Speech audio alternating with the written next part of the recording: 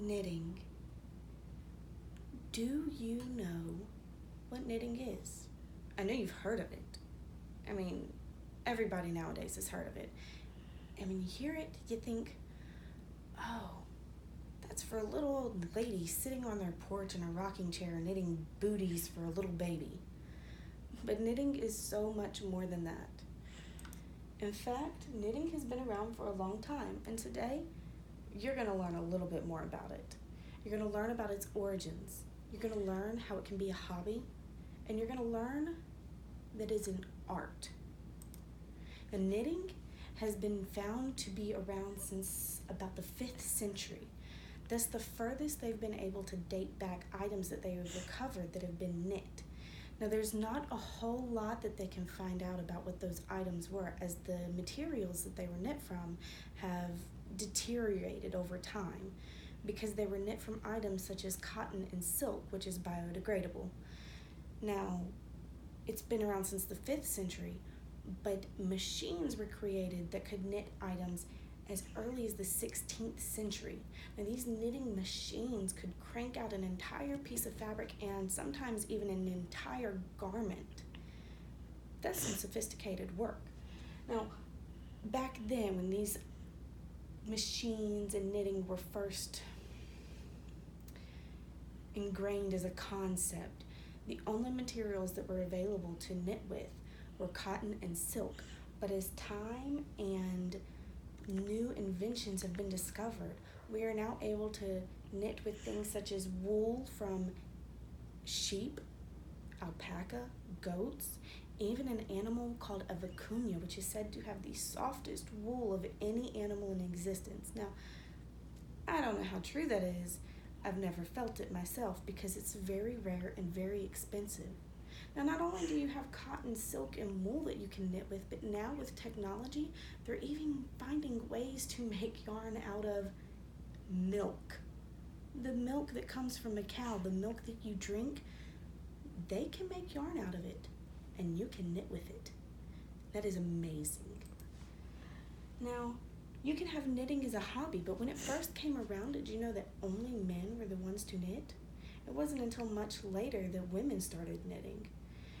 Yeah, it started off as a necessity, making things for family members because you didn't have enough money to go to a store and buy them. But now it's a hobby more than anything.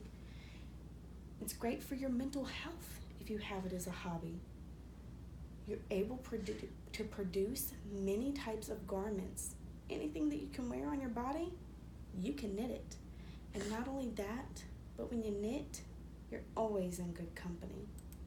Now, health benefits from knitting can be simple as lowering your blood pressure.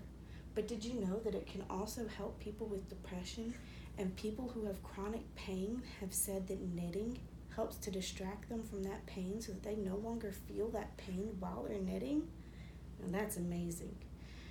Plus, knitting, it's good for your hand-eye coordination. That's always good. Now, as far as finished objects go, I said anything that you can put on your body, you can knit it, and I wasn't lying.